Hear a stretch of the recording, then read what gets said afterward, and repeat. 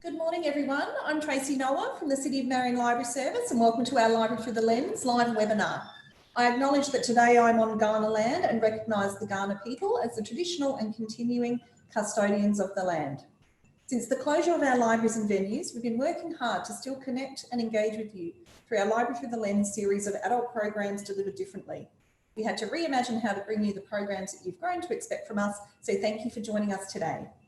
This morning, we welcome Alice Bacon of Focus on You, whose expertise is in emotional health and wellness and encouraging others to integrate emotional intelligence into daily practice. She will help you discover how you are limiting yourself and how you can live with confidence and success.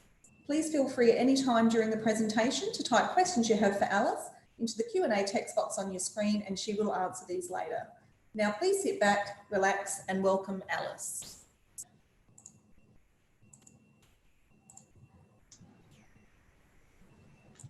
Good morning, everybody. Firstly, thank you for everybody joining us for this morning's session. I would like to make a special mention and thanks to both Tracy and the Marion Library, and of course that includes the Marion Council, for providing us the opportunity to be able to present to each and every one of you. There have been lots of changes over the last few months, and to still be able to connect in a community environment is very much valued, appreciated, and for a lot of people needed. It has a way of just really allowing a heartfelt sense of connection where we all can still be in contact and connect. And as Tracy mentioned, there is the opportunity to ask any questions or leave any feedback in the chat. Just a couple of things that I might mention before I start is if anyone has any pen and paper close by, you might like to take some notes. I've got a couple of very simple exercises that I'm going to introduce. And also there is the gallery view that, that you might see to the right of your screen. In most of the slides, they're going to be fine, but if it covers any of the text in the top right-hand corner at any time, you might like to move your gallery view just to the bottom right-hand corner. So I'm going to start. I feel very privileged being able to present to each and every one of you. I'm going to just share my screen to bring on the presentation.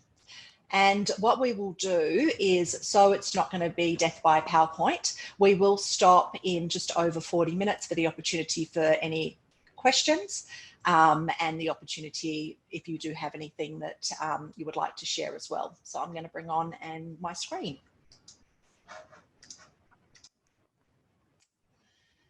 So, personal development and confidence, what does that actually mean?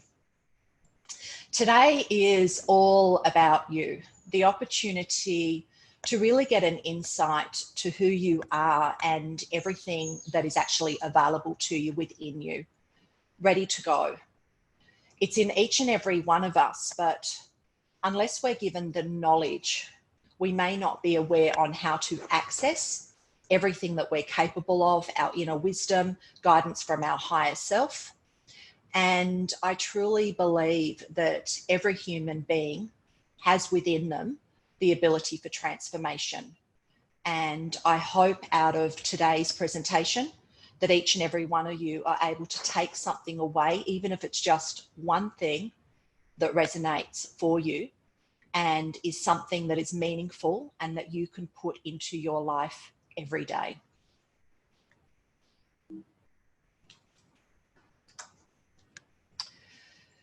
So as I mentioned, every human can transform. And when we believe this and when we put it into practice, actually, even if you don't believe it, but you at least attempt and put it into practice, you soon realize and discover that a world of possibilities awaits for you. You actually start to see it in everyday experiences and interactions with other people.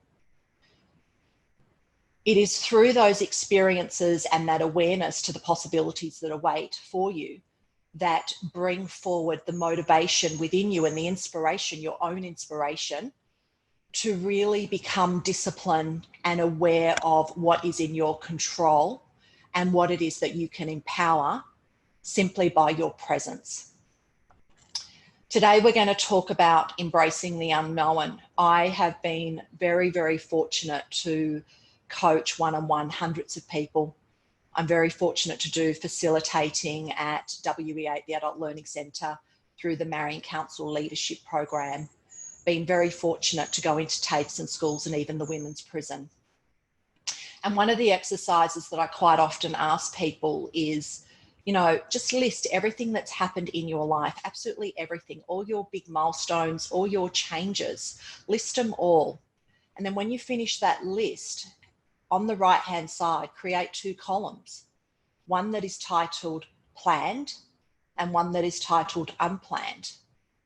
And if you actually consider doing this exercise, you'll find that most of everything that's happened in your life has actually been unplanned. But why is it that we fear the unknown? It's because we can't grasp it. So when we do this exercise and we look back and we can see that, we might have known that we were going to get married and have children, but we didn't know who we were going to marry, when we were going to marry, and how many children we were going to have and what they were going to be like. So this really is about embracing what you don't know today and finding your peace within and to be comfortable in doing this. Ask questions. I want to introduce a new way of considering asking questions. A way that may potentially seem a little bit questionable to start with, but I'm going to give you some insight as to the value and the benefit of asking questions to yourself, even out loud or writing them on a piece of paper or evenly silently to yourself. But I'm going to also explain with those questions why we ask open questions or questions as a statement, but we never actually attach an answer. And I'll go into that into a bit more detail. And from today's presentation and what you learn and what you take, it's about being willing and vulnerable to invite those new experiences. So we've got conscious versus unconscious choice.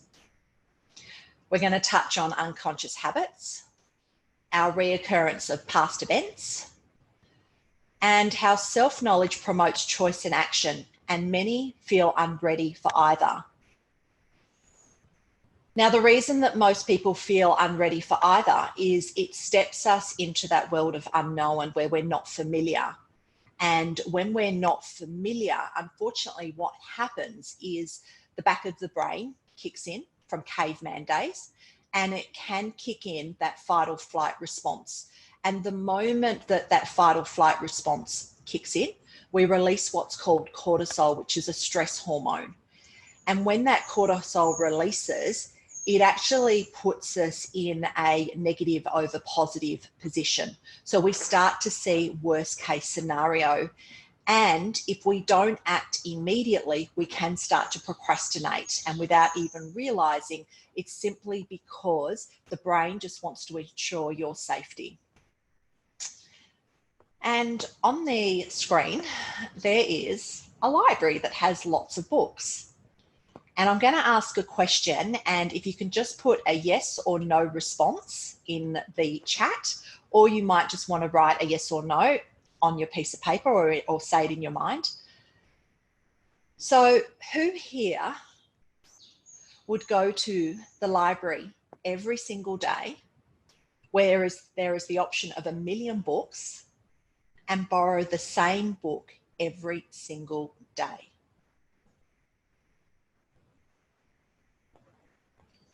So I'll just give you a moment. And it's just something to think about, because it'd be pretty crazy if we were to walk into the library and borrow the same book every single day. But what we don't realize is every single time we think about what to do, every single time we analyze what to do or consider what to do, when we try to find the answers within us of what we should do, we're potentially just tapping into something that we've experienced from the past. So every single one of us has, this life story. It's one book of our life.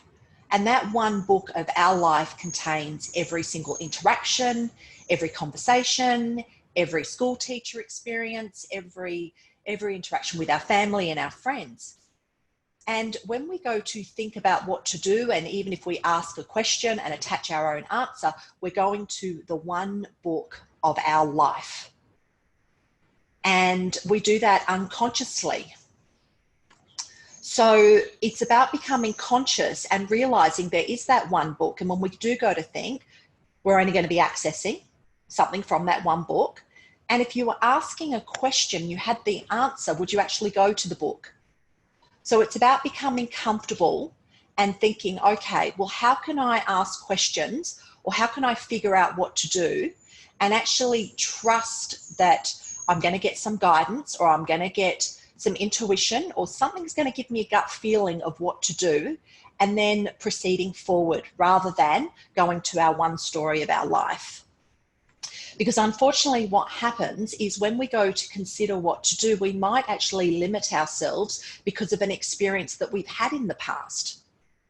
So as an example, if I don't like a particular music, then if I had a bad experience watching a concert and that same band is going to travel again and my husband might like me to go with them, I might opt not to go back and see them because of an experience I've had in the past where I haven't enjoyed it. And what I haven't realized is, that's 20 years now. And in 20 years, they've really evolved and they have more started to create music that's more in line with my taste. So this is about being open to receive rather than thinking about what we've done in the past.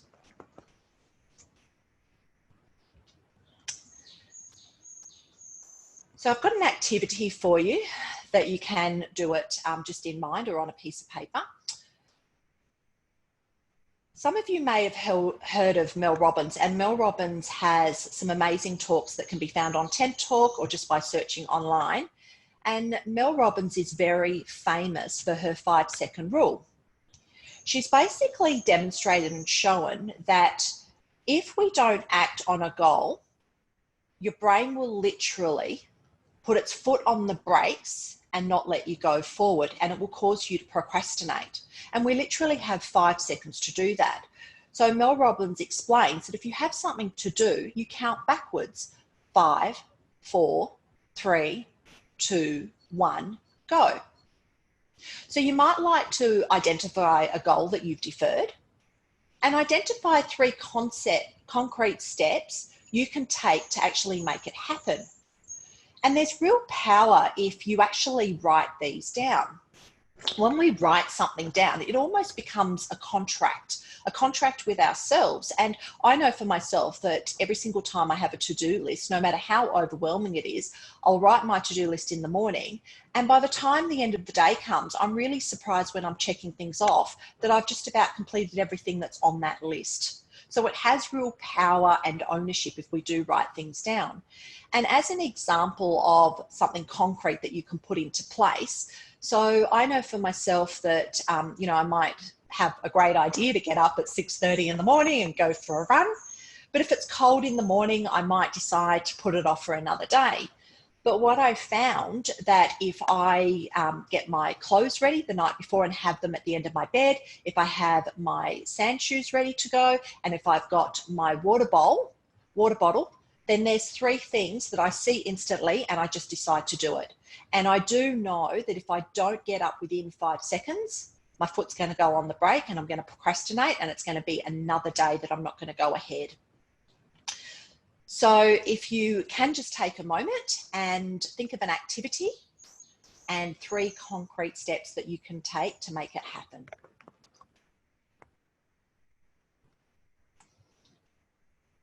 And I hope that you're inspired to put it into practice and actually see how easy it is when we do put steps into place to hold ourselves accountable.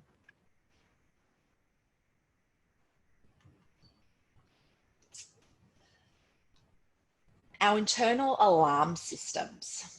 I'm very fortunate with the coaching that I do and the diverse amount of people that I get to interact with.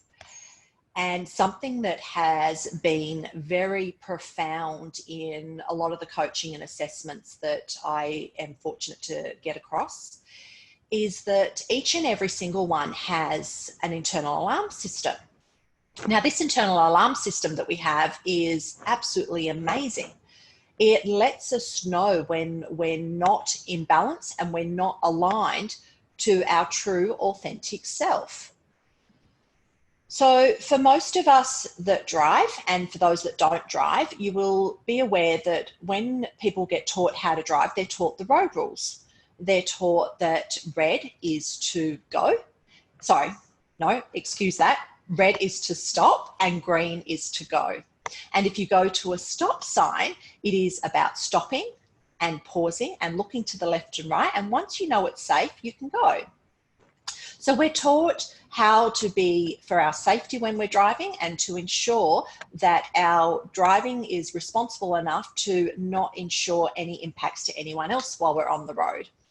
But we're never actually educated about our internal alarm system. Our negative emotions are actually our alarm system to get our attention. They're trying to notify us that something external in our environment has unsettled us. For those of you who have children or know people who have children, if a child is in danger or making a lot of noise and the parent needs to be heard over that child, the parent yells louder so the child can hear them and the child can stop. That's all our negative emotions are doing. They're trying to get our attention, to actually get us to stop and pause. Our alarm, if it goes off and our emotions become quite, if we become very anxious, then the alarm actually blinds us from seeing what the actual cause is. We can't actually get clarity or any guidance or any intuition to be able to assist us when we've got chaos. Clarity and solutions do not present when the mind is in chaos and when it is being fueled by all these emotions. So if we can learn to turn off our alarm, we're going to go through it in today's presentation. If we can learn to turn off our internal alarm, we can actually then to see the primary. Now, for each and every one of us, it is going to take a little bit of practice, but it just starts with the knowledge and the awareness and then starting to put it into play until you learn to neutralize your emotions. So I'd like you to imagine if a plane is going to land and it's circulating, but there's cargo everywhere. We need to shift the cargo for the plane to be able to land. And our emotions are exactly the same. When we're experiencing a lot of angst or frustrations or when we're upset, we've got all this cargo. And our solutions and our guidance wants to present, but it needs to move the cargo out of the way. So if we can identify our negative emotions, draw our line in the sand, what we'll actually find is all of a sudden, we will be presented with options what we can do. And initially, this may take a little bit of while, but the more we practice, the quicker we get our resolution. And to the point that if you can be really strict on finding what you can do to draw your line in the sand, eventually you will be able to neutralize your emotional reactions as soon as they surface, and then you'll be able to take a completely different position, which will also then follow with the primary reason of why you're upset.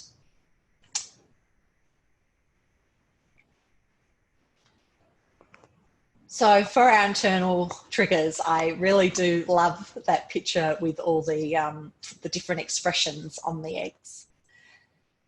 Angst is unnatural and it needs fuel.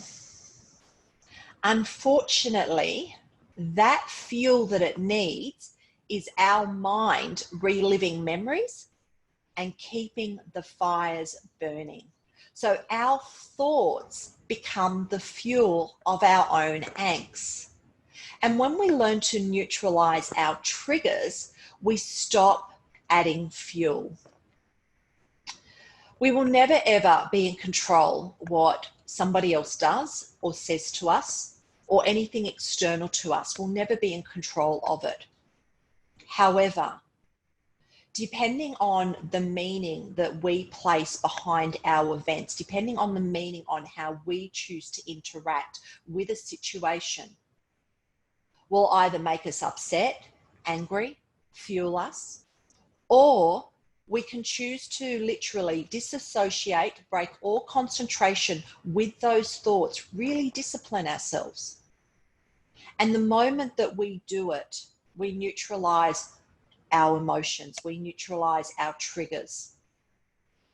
And as anybody knows, that when we need to problem solve, we need to have peace and quiet. We can't have too much noise.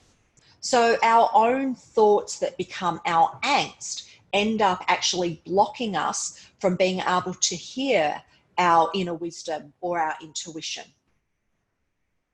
And our angst is unnatural. Our angst is actually what causes a lot of our health issues. Research shows that up to 87% of health issues are caused by stress. So our body doesn't actually want us stressed. Our body actually wants us to be healthy for its own survival. It wants to protect us. And unfortunately, what we're not aware of is sometimes that angst can get so loud and all it's trying to do is get our attention to stop. And I want you to think for a moment if you've ever been stressed for an hour, maybe even longer, and yet the phone rings. And the moment that phone rings, the angst just disappears. It has no loyalty to you. It was only just trying to get your attention to cease any concentration or interaction that you had with it. That's all it was trying to do. You know, a lot of people drive from A to B and they wonder how they got there. And they don't realize that, yes, they've been driving, but their thoughts have been worried about what they were thinking about, you know, something that happened yesterday or something they've got to do tomorrow. And we lose this precious time of being present simply by fueling our own thoughts, by our own thinking. So if we can become aware, we can start to reverse this. And I hope everyone's going okay with the pace. Please do make a comment in the chat field if I am going too fast or anything, and Tracy will be able to let me know. Thank you, Tracy. So we have an activity for you. Rather than avoid your triggers, if you learn to start confronting them, you'll be able to neutralize them. So in a moment, I'm going to ask you to think about identifying something that triggers you and what you can do to pre-plan to reduce your angst in that situation. So as an example, we have a rule in our house that if somebody is upset, the other person will just repeat to themselves silently that we're never upset for the first reason we think. And we're going to touch on that in a moment and what that actually means as we go along in this presentation. But it doesn't actually matter what tool you use. It's about finding a tool that actually works for you. And a key thing to remember is when we've got emotional reactions and we've been triggered, there are 3 states that the human mind can be in. We can either go straight to our past, where we start berating ourselves, we start feeling sad and regret, we start saying, well, you know, I should have done that. If I did do that, I could have done that. Or we might go into the future and think, I've just upset somebody, or I've just said something, I can't believe what I said, how embarrassing. And we start becoming focused on what we said. So we start worrying, we start having anxiety, we start having fear that it's somebody that you really value and yet you've said something, and how are they going to feel about you? And it might start to stress you. But when we learn to recognize our emotional reactions as our triggers trying to get our attention, and we confront them just by becoming aware of them, we neutralize them, and then we step into the present moment. The present moment is where our authentic self presents. It's where our wisdom presents, where we're calm, where a world of possibilities and solutions presents. It presents the reality as it is, and most importantly, the real you. So it's about finding something that triggers you, and I'll give you a moment just to think about that. And what can you do to pre-plan to reduce your angst? You might think, well, I'm just going to have my favorite song on autoplay and press play when I start to feel angst. Or I'm going to go outside and just, have a look at the beautiful tree that's outside, or go outside and stare at the sun. And if you're inside, find a point on a wall or on a picture that you can just look at. Just something so it helps you center back into who you are so you can become present.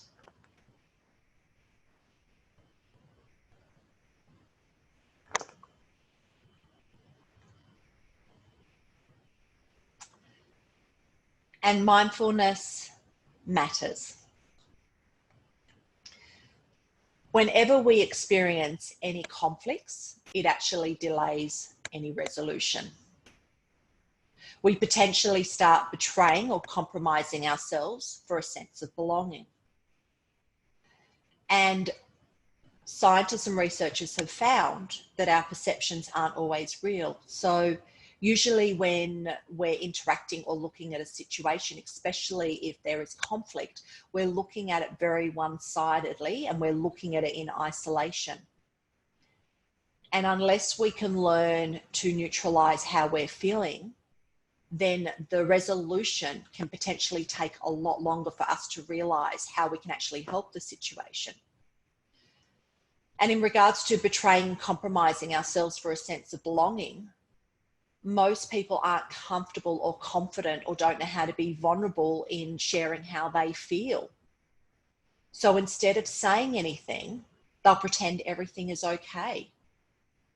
And then when they're on their own, they start thinking about it and it starts consuming them for days onwards. We tend to betray and compromise ourselves in so many different ways. We don't want to upset our parents. We don't want to upset our friends. We start to value how other people feel and how they might receive us and how they may, how they might perceive us. And sometimes we don't know how to find our voice. And all that does is, starts to bury things under the carpet. So imagine, just sweeping dirt under the carpet. Eventually you're going to get mounds. It's going to build up. You're going to eventually trip over it. So how do you learn to actually start really honoring who you are and how you're feeling?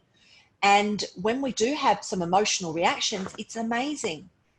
Even if you just breathe.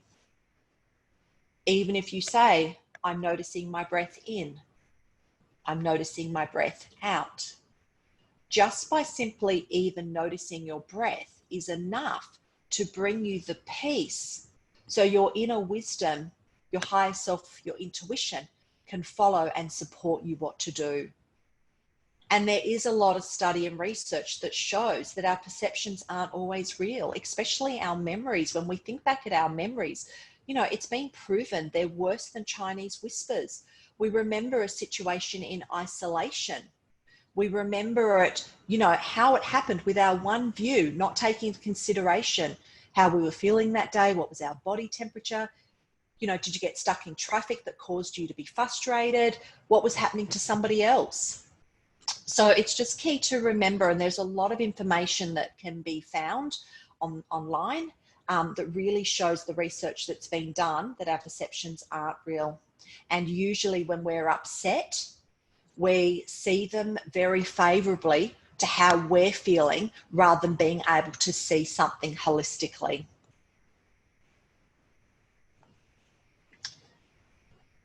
So what are some benefits of mindfulness?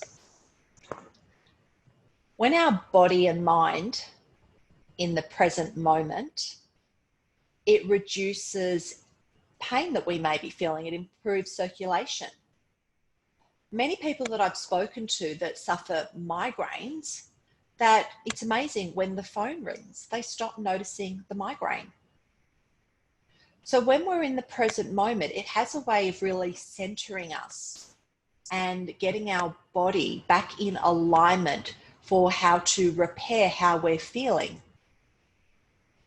It cultivates concentration. It brings forward peace and vision and understanding. We become calm. We start to care for ourselves as well as other people. Awareness and compassion. Peace, through the practice of mindfulness, has a way of really giving us clarity with our vision and how we feel about things. Our angst is just to let us know that we're not in alignment with our truth. And the only way it can get our attention is if it blocks us, if it stops us being able to think, if it stops our clarity and our solutions. So it's amazing if you can learn just to breathe and pause and stop. The amount of benefits that you get, especially to health, and the way that you perceive yourself and how you perceive and interact with the situation as well.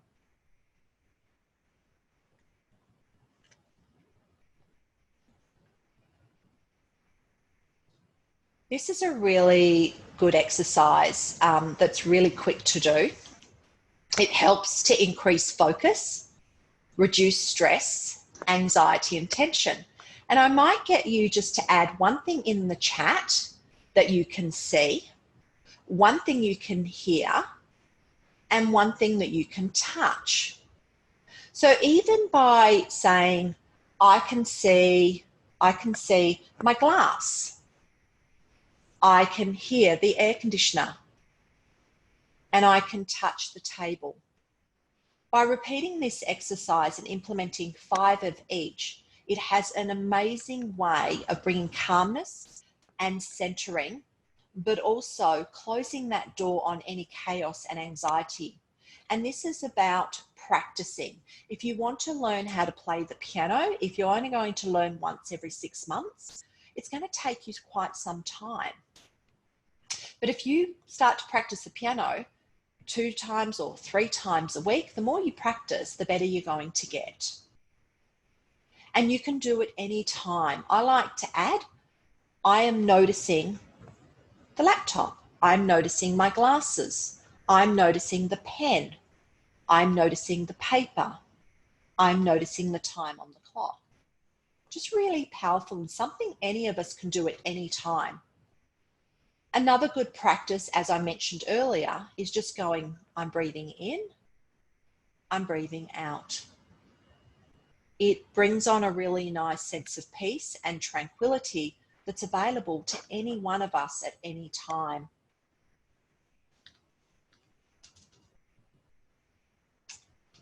And I'll just do a check-in. I hope everyone is going all right with the pace and everyone is feeling comfortable. Please do let Tracy know if you have any questions at this point. And we will be pausing in just over 10 minutes.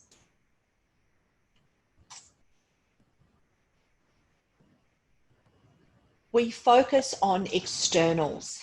It's amazing how often we do that, perhaps without even realizing. Our internal world shapes and influences our external world. And in every moment, we have the power to choose our attitude and our reactions. Allowing externals to hold power over us compromise our peace, clarity, and intuition. And as the beautiful Buddha is saying, your worst enemy cannot harm you as much as your own unguarded thoughts. Now, I know for most people, they would never consider getting a knife to cut themselves and bleed.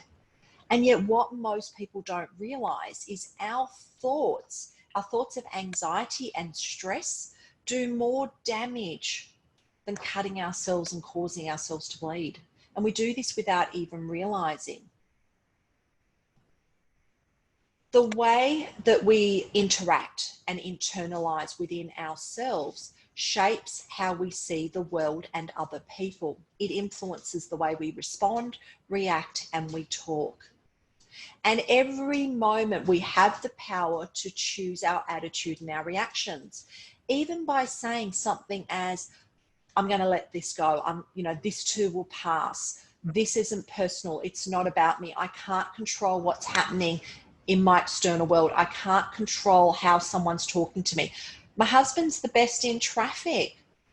The amount of angst that he experiences, when he gets frustrated with other drivers. And the only one that's feeling that angst or hearing it is me and him in the car. The other drivers can't hear it. They've already driven off. And he doesn't realize that those moments of angst and irritation is actually potentially harming his cells, his health. And it is as simple as practicing and making a conscious choice to say, okay, if this is my external world, I can't control it. I'm just going to pause. I'm going to pause and see what solutions come up of how I might help this situation.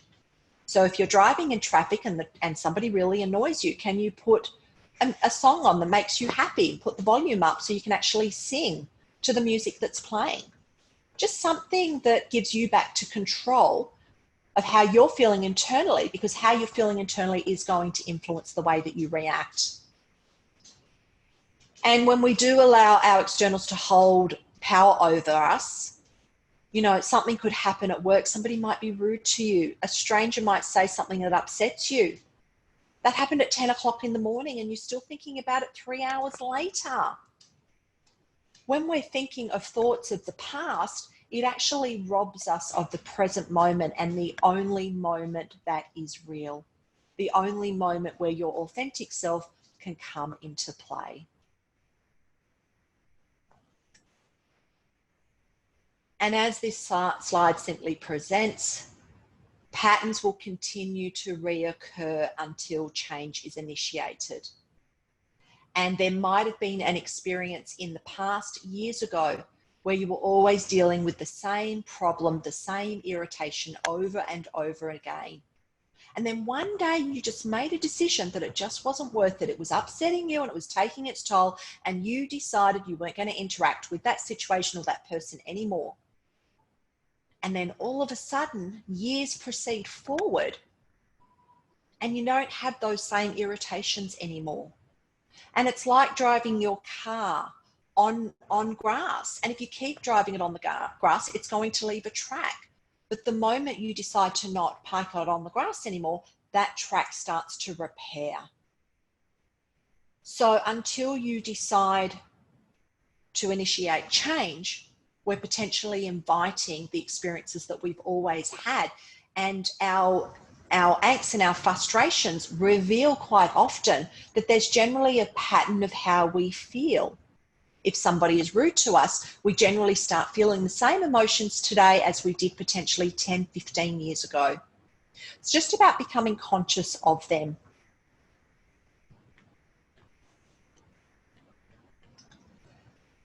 Whatever we focus on has growth. We can shift our language. We can remind ourselves we're never upset for the first reason we think. Scientists have actually proven that when we get upset, there's something from the past that triggers us.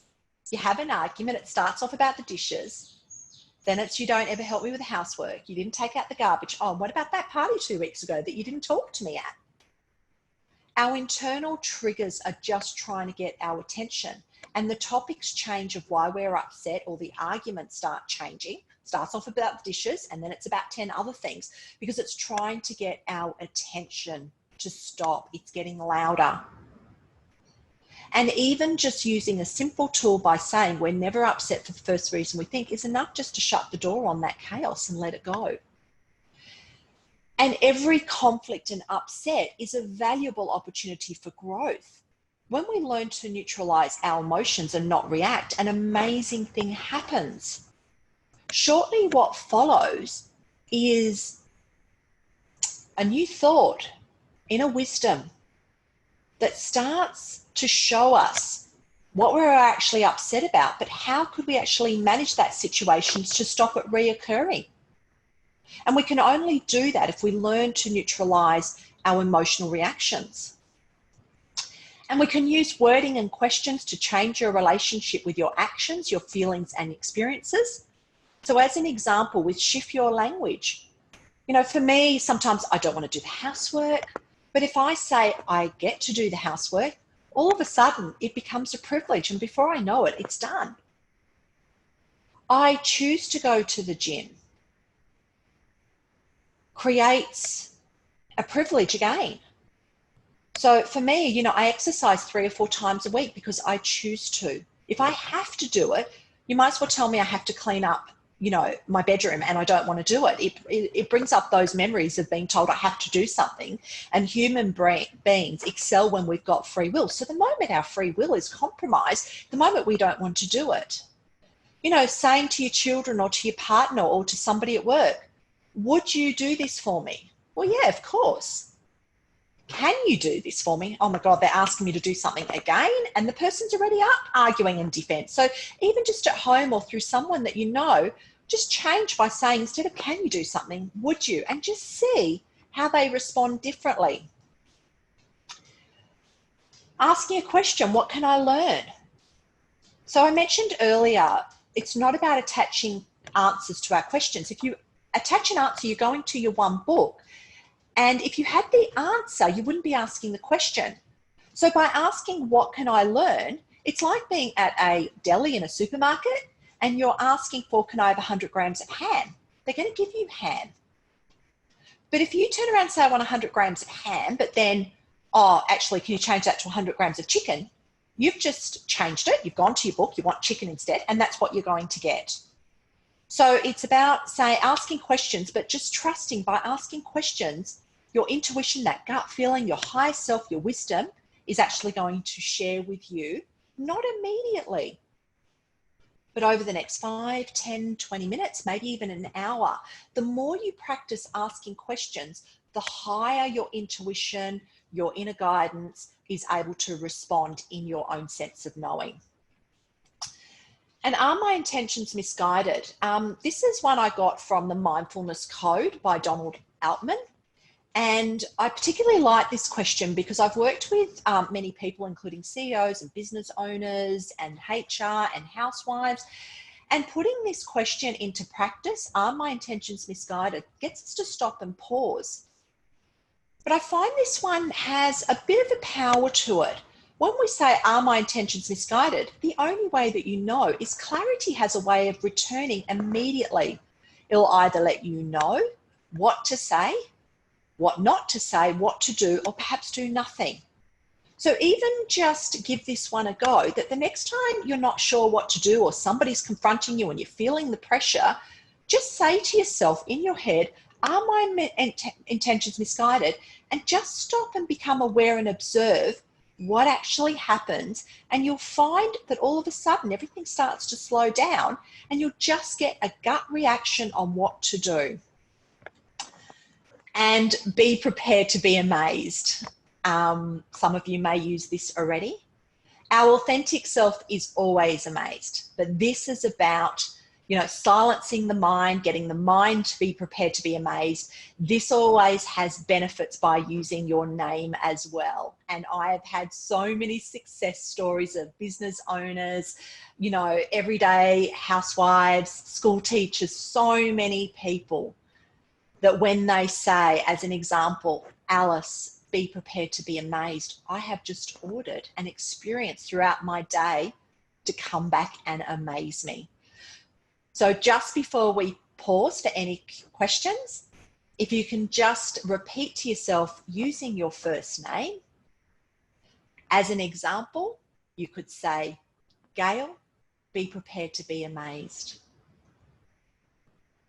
And just see how that feels. Thank you. I'm going to hand it over to you, Tracy. Great, thank you, Alice. It's been so great so far. All the comments up the side there, looks like everybody's enjoying it. I don't have any questions for you as yet. Oh, hang on, we've had one. Oh, Gail just saying, thanks for personalising that. That's actually great. People, I will just answer a couple of questions. People have been asking whether this will be recorded and they can watch it back. So dependent on the sound and visual quality, it will hopefully be uploaded to the City of Marion YouTube channel in a week or so. So I can certainly send the link to that channel to everybody that's participated today. And people are also inquiring about the PowerPoint. So I'll speak to Alice about that afterwards and see if she's happy for me to email that on. Yeah, Tracy, I'm really happy I can provide that in PDF, or if anybody, I can also provide it in PowerPoint if somebody would like it as a PowerPoint, but yeah, I can easily provide it as a PDF. Can I just ask how I'm going with the pace for everybody? Is it at an all right pace? Do you need any extra time? Do you need me to slow down? Just so I can do a bit of a check-in with everybody. Yep, so we've got people saying great pace. I think it's going great for everyone. We do have a question from Sabina. So she says, with kids, when their languages or behaviours are OTT, over the top, rather than accepting not my problem, what about the learning responsibility? It's amazing when kids and even adults, when they're experiencing some form of angst or they're not willing to listen, they're literally blocked from being able to receive anything that's actually going to help them or support them. So it really is about the parent or the other person learning how to pause it just long enough till you're able to neutralize your emotions and how you're feeling. Because when you're able to talk from your peace, which is talking from your heart language, now scientists have shown that what's in our heart radiates over 1 kilometer. And as an example, if you walk into a shop and they're happy, you want to be there. If you walk into a shop and they're not happy, you don't. It's the same with visiting family. There's some family that we love to visit because they're happy, and there's some family that we want to avoid because there's always tension. So the key is to stop and recognize how you're feeling, how you're emotionally reacting, and centering yourself and finding your peace. Because when you talk from your peace, you can set boundaries and communicate in a way that even if that child is not able to hear because they've still got heaps of chaos, it literally talks from a different presence of the heart. So we have 40,000 neurons in our heart. And when you talk from the heart, it goes from your heart to their heart. And the moment their mind is still, it transfers to their neurons in their brain. So you might have experienced where an adult or a child has come up to you and thought, you know, I thought about what you've said. It might be an hour later or 24 hours later, and I thought about what you said and I want to apologize. So it's just about trusting the process and really learning how to talk from your heart, and it will be received by their heart and their mind once they learn, once they're able to center and silence themselves. And as we all know, setting boundaries, especially kids and even adults, we all excel when boundaries are set. But it's really important to focus on how you're feeling and communicating from a place that can resonate with the other. So I hope, Sabrina, that's answered your question. That's great. Yeah, Sabina's also put a comment in there that her 22-year-old daughter has learned how to deliberately push buttons. So she's not sure what she gets out of that. Yeah, so, and she will continue. So Sabrina, this may sound a little bit strange, and I used to be a Jekyll and Hyde when it came to my daughter, because she knew how to press my buttons, and she was the only one that I would ever react with. Never reacted with anyone else. My husband used to say, if I saw you behave like that with anyone else, I wouldn't be with you, but she knew how to press my buttons. And by really me doing the work and teaching myself to silence those thoughts, it's the internalization, those thoughts that play on in our head, literally severing ties, cutting the umbilical cord and stopping that internalization. The moment we do, we become the observer. We have this awareness that everything starts going in slow motion. And the moment that we do that, we can start to see the situation as it is. And what you might actually find, like I did with my daughter, the day that I decided to bite my tongue and not say anything was on the 20th of September 2014. I was fueled. She always knew how to press my buttons. And I decided that day I was going to bite my tongue. I was going to stop any thoughts. I was just going to sit with the emotion. And the moment I did that, I realized that she'd just been rude to me, but then she didn't even notice. Nobody noticed that I wasn't reacting.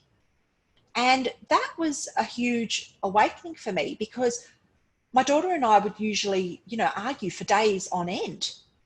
But the moment that I decided to sever ties with my emotion is the day I started to see what was happening. And it actually taught me a very valuable gift. I used to get really upset with my daughter if she was disrespectful, if she spoke back. And after a few days of neutralizing my emotions and not reacting to her, I realized that I was getting upset was because they were part of my life conditioning when I was growing up that I never got resolved with. And so, of course, she was just pressing my buttons. She was my light to show me what was unresolved in me that I needed to bring peace forward to myself so I could grow. And it's just really about giving this a go and just seeing what happens for you. Every single person that I've encouraged and supported to put this practice into play, it changes their relationships with themselves, but also their relationships with their loved ones and, you know, the irritations they've had from people or environment in the past. So Sabrina, I hope that has helped as well. That's great. Jodie's just popped a comment in there, read the child OTT question. She's found that if she stops the immediate negative emotion she's feeling and asks the kids, what are you doing? The answer can be amazing and insightful and diffuse any stress and prevent a situation from escalating. Yeah. Somebody's asking, Alice, how can we practice separating the anxiety even when we know the triggers or pre-lit building so that we can be in the clarity to know intuitively what we need to do in that situation? Yeah, and that's a really good question. We're going to be touching on this later on the PowerPoint. The key is, unfortunately, it's going to be very rare initially when you start practicing this to capture yourself in the moment of those angsts. That chaos has an incredible way of just absolutely blinding us. If the TV is too loud, you're not going to hear anyone who's talking to you quietly. So we need to learn to switch off that noise because our intuition, our gut feeling, our wisdom communicates to us in silence. And some people are very familiar with that silence and sense of knowing, but other people need to be reintroduced to it. So the key is when something causes you to stress and you don't capture it in the moment your mind is still and brings it up as a thought, instead of starting to sabotage yourself or berate yourself and get upset by what you did, and I should have done that, I could have done that, I can't believe I did that again, I can't believe how much I yelled, I've really hurt the person. Instead of actually sabotaging and berate, that's actually your higher self, your wisdom, your gut feeling and your intuition, giving you a chance to go back and reflect on the situation and reenact how you could have managed it. So as we had earlier, that somebody says that they asked their children on what to do. So you can start to reenact, well, what questions could I have asked? What could I have done? Could I have just walked away? But it's really important at this point that we do it with kindness when we reflect back. The reason being is our neural pathway in our brain has an ability to learn whether we visualize or whether we actually do something in play. And scientists have shown that we can get 100% of accuracy when we use visualization, and yet only up to 55% when we put something in action. So when we berate ourselves and we're sabotaging, we're actually visualizing and reenacting the one thing that's actually caused our upset. So it's really key that you are likely not going to catch yourself initially. With practice, you will. It's after when your brain is silenced and it brings up a new thought. It's a gift to you. It's your intuition, it's your higher self knocking on your door saying, okay, now is an opportunity to look back about what happened yesterday or this morning. How could I have managed that situation? And come up with some strategies that are actually going to work in your favor, but also for the other person in your environment. And that visualization has just created new neural pathway. So one of my presentations that I'm delivering next week on neutralizing stress, there is an amazing 2-minute video that you can do a search on Google by entering neuroplasticity, and it actually shows you how we can instantly rewire our brain, whether we're physically doing it or if we're visualizing. So I hope that helps answer that question, Tracy. Excellent, wonderful. There's no more questions as yet. Alice will answer more at the end of her presentation today. So did you want to keep going with your presentation? Yeah, so everyone's all right with me continuing to go with it from here? Perfect. I'll just share my screen again.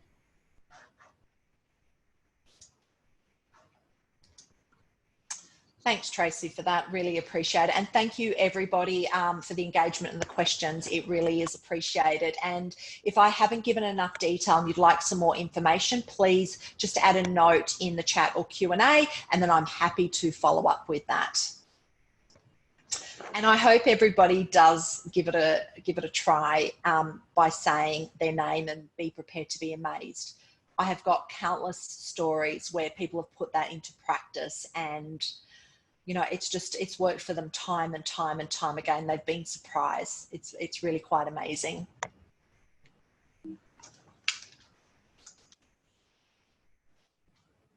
Power comes from within. A very important mindfulness insight. At 100%, everything you need is in the present moment. We have, they say, between 50 to 70,000 thoughts a day. And unfortunately, 90% of those thoughts are centered in the past. So if you've got a problem today, you've been thinking about it, chances are you were thinking about it yesterday or even the day before. They say that when we're thinking of the past, we're usually trying to problem solve or understand something that's upset us. We never try to problem solve our happy events. And unfortunately, when we're thinking of the past and something's troubling us, you know, they estimate up to 47% of our time every single day is in an unhappy state because we're thinking about the past or we're worried about something that's going to happen in the future. And everything you need is in the present moment, but it's about how do we learn to be present so we can access what is actually just waiting to help us. Our intuition, our gut feeling, and our hunches, you know, we all get them in some way or another. It's just about thinking back at those times. The more you're aware of them, the more that you seem to know that you're experiencing them. But we all get a gut feeling when we meet somebody. Should I talk to them? Should I not? I'm going to stay away from that person. Or you might be driving and you decide to take a different path. We don't know why we get those feelings.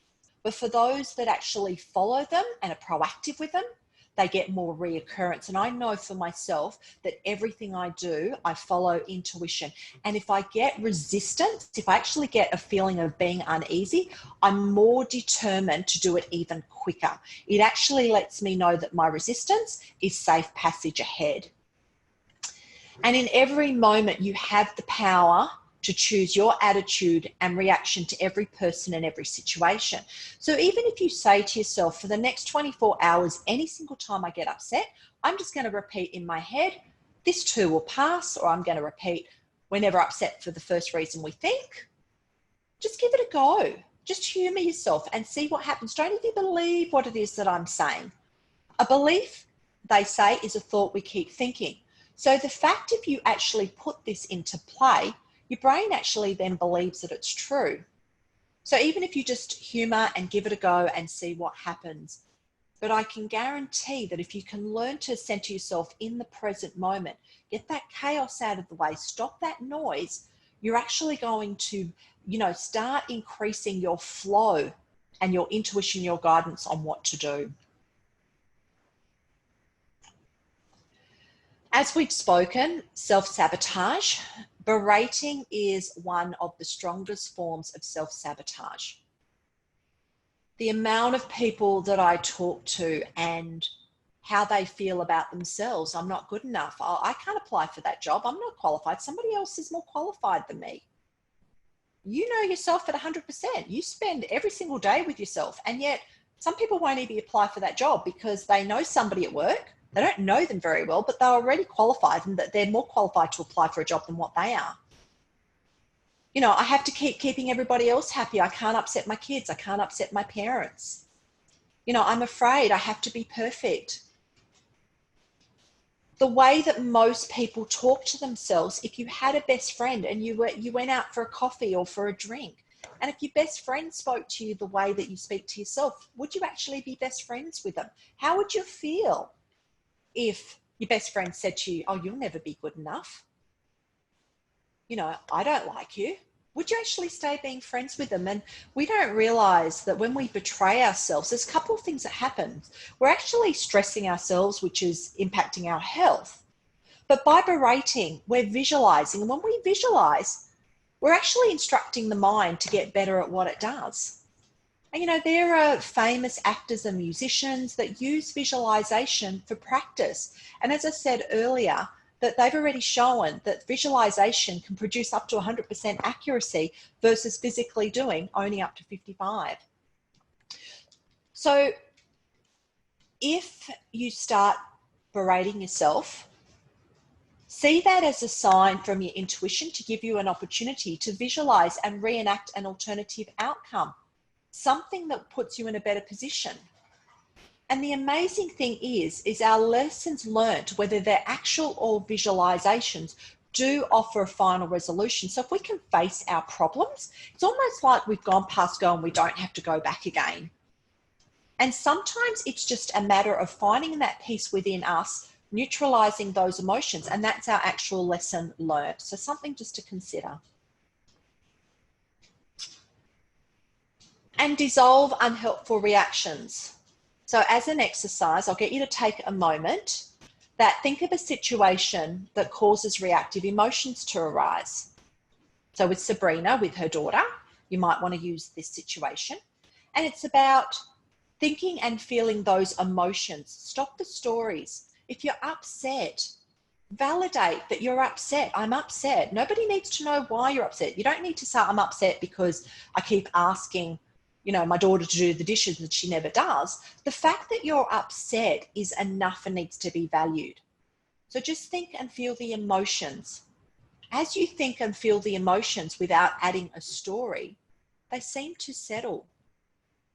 It's like if you go to a movie and if it's really upsetting you and you don't want to watch anymore, you get up and you walk out of the cinema. You don't either sit there and keep watching it if it's really distressing. Some people may, but I have actually seen a lot of people get up and walk out of a cinema when they haven't enjoyed what they're watching. But when you get out of that cinema, you don't go start, you know, finishing that story and creating a new story to add on to it. Because if you do, it's just going to continue those emotions. So this is really about just stopping and feeling the emotions that you're feeling. And then watch them settle and they'll dissolve. And as I've mentioned, even repeating, we're never upset for the first reason we think, is enough to bring a sense of peace and tranquility. So even if you just repeat to yourself right now, close your eyes for a moment and just say, I'm never upset for the first reason I think. And just see how that feels within you. And the sense of peace that starts to follow. And we can do this anytime at all. You might want to put up a sticky to remind yourself. You know, I know when I was learning to dissolve my triggers, I would always write on my wrist. My husband would laugh because he knew something was the matter. The moment I got the pen, I'd write on my wrist and I would write, this too will pass. And it always did pass.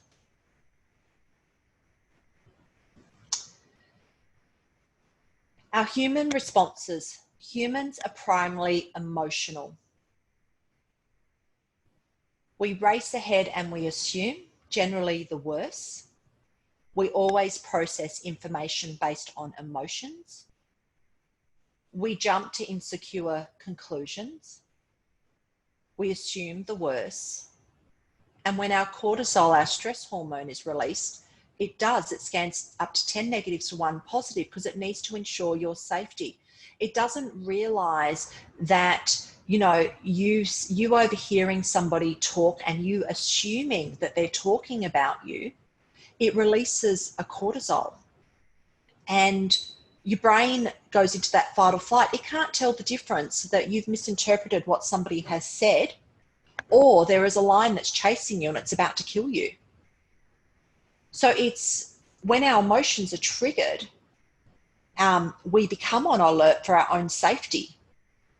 But we're dealing with a lot of first world problems that aren't like it was in caveman days. And, you know, if you walk into a room and somebody's been talking and they stop, I know in the past, my instant thought is, oh my God, they're talking about me. What is it that I did? And unfortunately, most people aren't taught how to suspend judgment and stay neutral. The first 2 seconds or 7 words will influence a reaction. And this is quite something that you can really use up to your advantage, including we have up to 90 seconds to change our thoughts. When we become reactive, we start thinking of the past, and the past is stored in the left side of the brain. When we learn to neutralize and stay present, we trigger the right side of the brain, which is where our wisdom and our new thoughts come from. Now, as an example, if I was to say, who would like heavy metal tickets? I've got great heavy metal tickets, great seats for next year. Who would like those tickets? Just put a yes or a no in the Q&A or on chat. Would you like these heavy metal tickets that I've got for next year? Great seats. You can have them for free.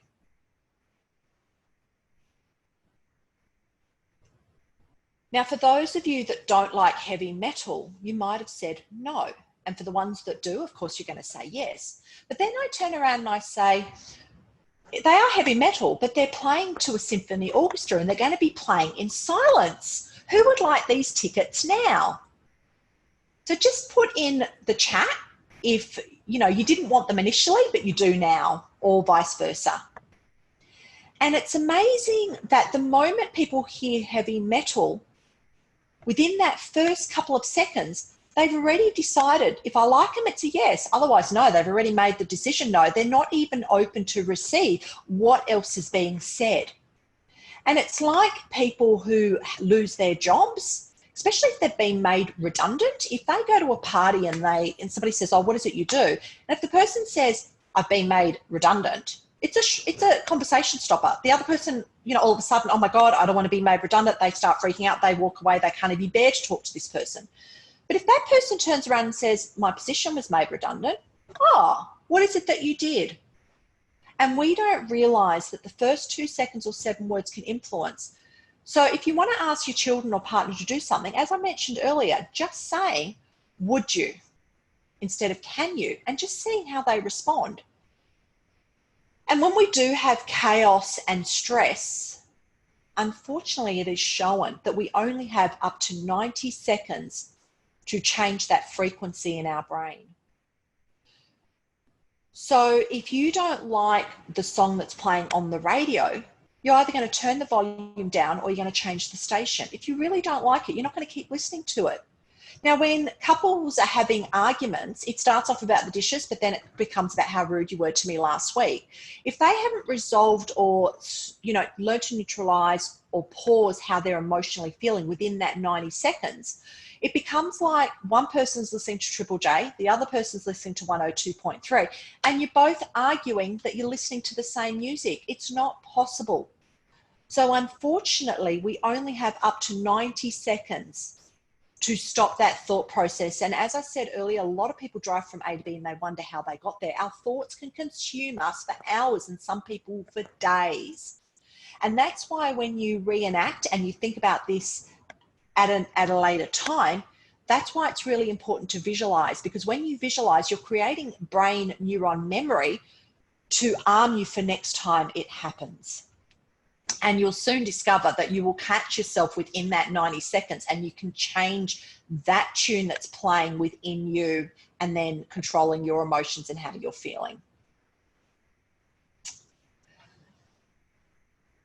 A great tool to use is parenting ourselves, becoming self-aware, identify patterns and habits that no longer serve us. Our true selves are where value, meaning, purpose, and answers come from. Now, the word parenting ourselves, it's one that I quite often will share with other people. We parent ourselves every single day, reactively, without even realizing.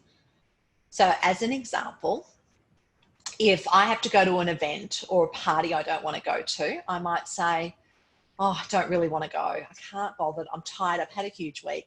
And then I might say, Alice, just get dressed. Just go. Even if you go for a little while, it'll be over and done with. And then I get dressed and I go, and surprise, surprise, I've enjoyed it. Or the night before, I'll say to myself, oh, what am I going to get up and wear for work tomorrow? I've got no idea what to wear. I think I've worn that before. I haven't got enough clothes. And then I'll parent myself and just say, look, you don't have to deal with it tonight. Just deal with it in the morning. And then when I get up in the morning, all of a sudden, I know exactly what to wear. So we're parenting ourselves reactively, but this is about how do we teach ourselves to parent ourselves proactively. So when you identify that how you're feeling or a habit that you've got doesn't serve you, by saying, I'm drawing my line in the sand, I'm not going to take personally how somebody talks to me anymore. I'm going to see that's a reflection on them. It's not a reflection on me. If they're rude, they're just showing me their pain. They say if somebody is really nasty to us and they're really volatile towards us, it's because they're in pain themselves and they don't know how to express it. So they're just showing us their pain. So when we find something that we can use to parent ourselves, we can start to change reoccurring patterns of the past and create new pathways. And when we value who we are, when we no longer, betray or compromise who we are, by learning how to proactively parent yourself, you're no longer betraying yourself for that sense of belonging or that acceptance, or just to keep the peace because you're sick of the amount of arguings in the house. When we allow our authentic self to come forward, meaning, purpose, and answers come from that inner peace, that silence, but really from valuing ourselves.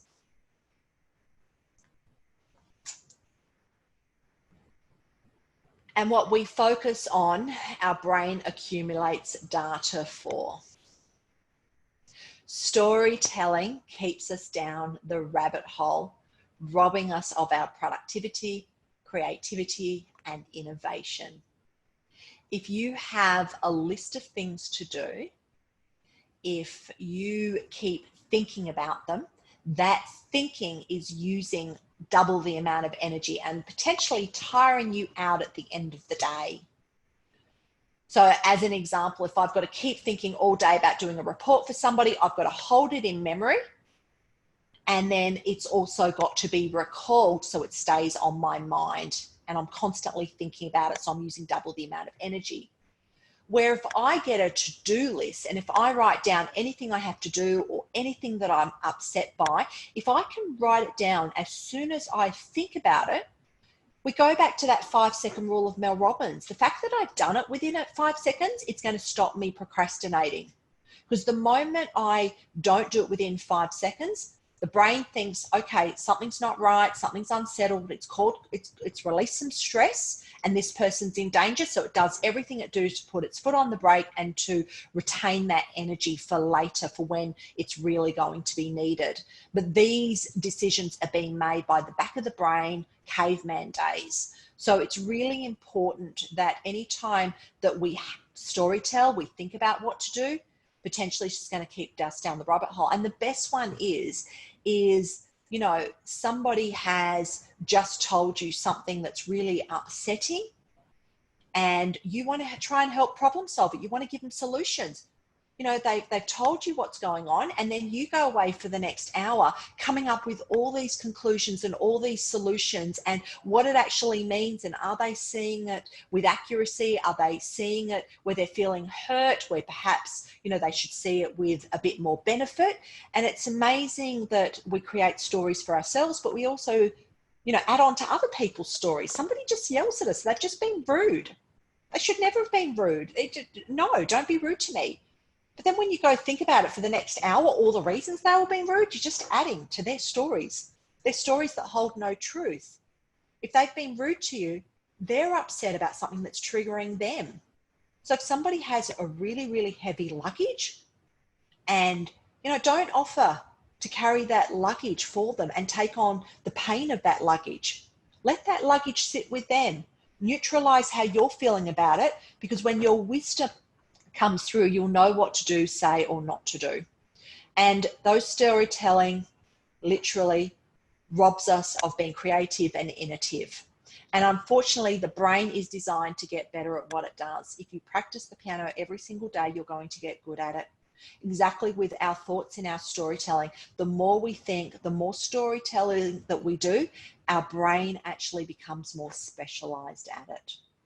And I'm one for storytelling. I used to tell myself stories all the time. And I had to learn and start catching myself how many times that I was reenacting a conversation I had to have, or somebody got upset, even somebody got upset maybe a year ago, and I'd keep replaying to understand why they got upset, not realizing that their emotions and triggers was trying to reveal something to them, not me. And blame enables behavior and limits solutions and prevents resolve. When we say he made me feel that way or she made me feel that way, no one can make your emotions feel anything. The only thing that can make your emotions be triggered is the meaning that you put behind them. So if you're in the city walking through the mall and a stranger comes up to you and starts yelling at you, you might think, oh, they're a bit strange. I'm going to walk on the other side and I'm going to avoid them because they've obviously got perhaps some mental health issues or something's happened to them and they've just started yelling at me and I don't know who they are. But then you're at home and a loved one or a friend, family member starts yelling at you, and all of a sudden, I can't believe they spoke to me like that. How could they be so rude? What is it that I did? They're always yelling at me. And we don't realize that it's only how we may become self-protective with somebody that they love, because we love, and rightly so. Nobody that we love should be yelling at us. But like with children, when they're upset or they're yelling, they're wanting in a way for us to set boundaries. And the moment we set boundaries to teach them, kids actually excel. If you have children that are naughty all the time and parents don't set boundaries, those children don't grow and develop, and they continue those patterns into their adulthood. But the moment that you think, no, I'm going to invest time from my heart presence to talk to my child and actually educate them from a place of peace, so they can actually start seeing the impacts from their behavior and what they're doing, it allows them to grow. And we quite often see those TV series where you've got children who are taken out of one home and then as a test put into another person's home. And initially when they go into somebody else's home, it's because they need some form of discipline, they need some form of teaching. And the moment they go into those new homes, those parents that are looking after them they're so disciplined. They don't let them get away with anything. And at first the child absolutely hates it. But then only a matter of time, that child starts reflecting and starts changing their behavior and actually starts excelling in their sense of belonging and in the sense of belonging of the home that they're being in as part of this test or trial. And another key thing to remember is, there's that finger of blame. We're always pointing outwards, but there's three fingers pointing back at us. I'm responsible for how I feel and how I react. And if we can remember that, the moment we look inwards is the moment we can start having clarity and solutions present. When we just blame somebody else, it's deflecting. And unfortunately, all that does is create a buildup of anxiety and stress that the next person, that person is rude to you, it's just a buildup and it accumulates how you feel.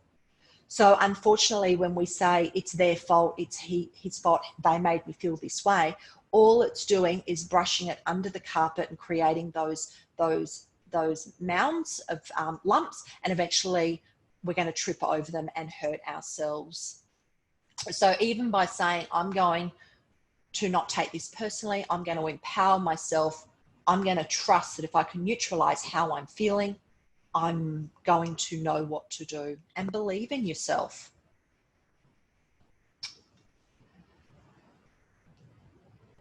Pre-empting, mindfulness listening. When we preempt what to say, it actually sabotages the conversation quality. And if somebody's ever talking to you, do you ever notice that as they're talking, halfway through, you're so excited and you know what you want to say? If you were preempting what to say, your brain can only hold on to what you're preempting. You've actually stopped listening to what the other person has said.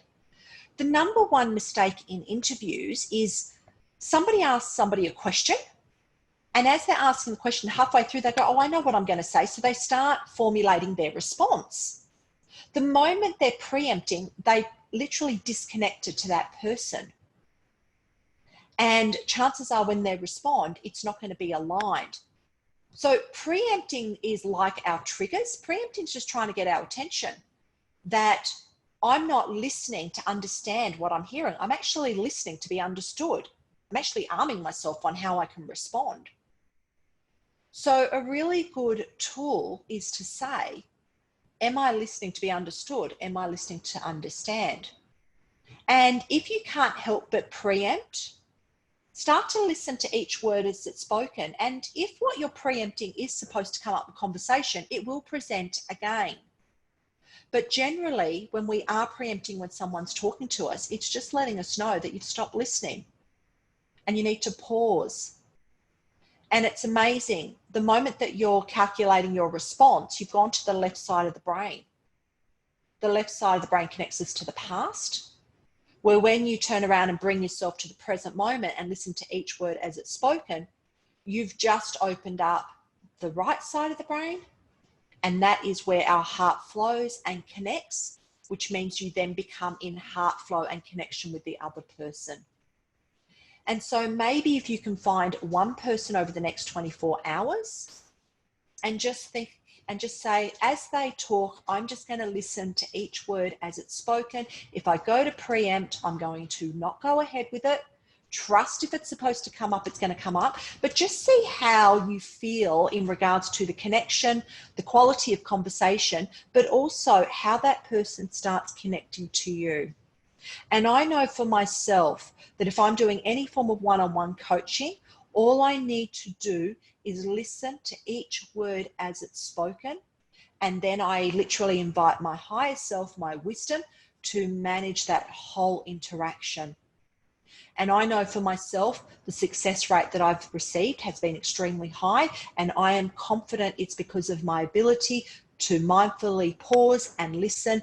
And really, each word as it's spoken is gold. If I find that somebody has irritated me in the past and I think, oh my God, here they go again. And if I go, no, Alice, listen to each word as it's spoken, a gift is going to present. And I guarantee I always receive something that adds value to me.